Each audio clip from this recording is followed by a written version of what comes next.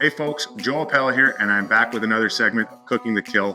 Quick wild game tips that are so quick and easy, you're actually going to use them throughout the season. Today, I'm going to show you a 5-ingredient wild game burger recipe that is so simple, a maximum of 5 to 10 minutes prep time, and it's guaranteed to be a hit at any barbecue throughout the summer. Okay, for today's recipe, I've thawed out just over 2 pounds of ground elk meat. However, this recipe works great with any wild game meat, even bear meat, but I've got 2 pounds of elk meat here. I'm going to be using some breadcrumbs to absorb some of the moisture.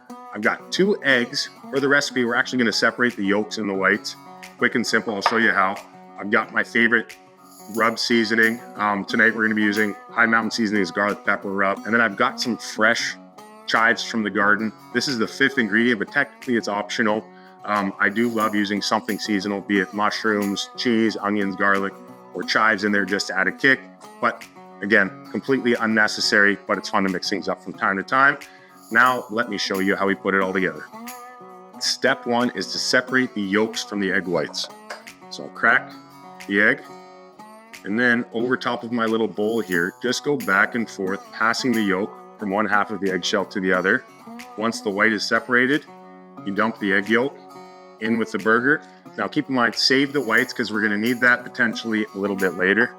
Next up, we're going to add roughly a 1/4 cup of breadcrumbs. Now keep in mind, you're going to adjust this depending on the texture of the meat. If it's too wet, you're going to add a little bit more breadcrumbs. If it's really dry, you don't need quite as much. Next up, with the seasoning, I really prefer using a lot of the spice mix in my burgers. So I'll probably add close to 1/4 to 1/3 of a cup. Spices in there, mixed in, and then time to chop up some chives, nice and simple, and get them into the burger as well. Again, if it's not the season for chives, garlic, onions, anything like that is a great addition as well, because it just adds a bit of a bite or a kick or something fresh to the burger. And now time to get the hands dirty and mix and combine all of those ingredients.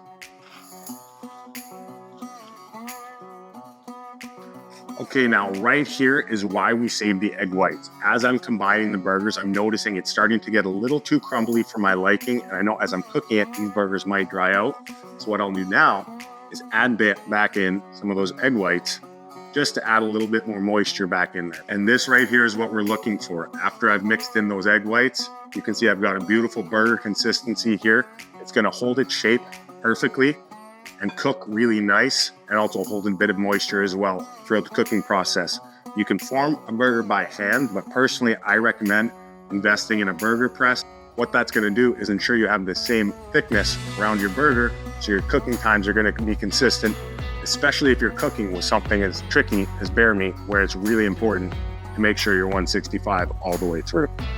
One thing to keep in mind with burgers, the longer the burger sits after being formed, the more it will bind itself back into that patty shape. So if you make the burger too fast and throw it right onto the grill, you might end up with a crumbly burger. But if you can take that same burger and set it in the fridge for a few hours, it will combine itself back into a shape. So when you're cooking it, it'll hold its shape so much better. So that being said, if you're in a rush, using more binders like breadcrumbs and eggs in the burger recipe will help hold it in shape. But if you have more time, you can actually use less of those ingredients and rely more on the structure of the meat to hold itself together. Now, depending on the grill you're using, your cooking times can certainly vary. But typically what I'm looking for is a nice brown color on top of the burger that lets me know that the top layer is getting nice and cooked up. So you can see here, it's getting nice and crispy on the top. So that's time to flip. On my grill, that takes roughly 2 minutes. As we all know, wild game or not, a burger isn't a burger without some cheese. So of course, I guess this is a 6th ingredient. Please forgive me. And there you have it, the perfect wild game burger recipe to make you a hit at any barbecue this summer. Now, if you'll excuse me, I've got some hungry kids to feed.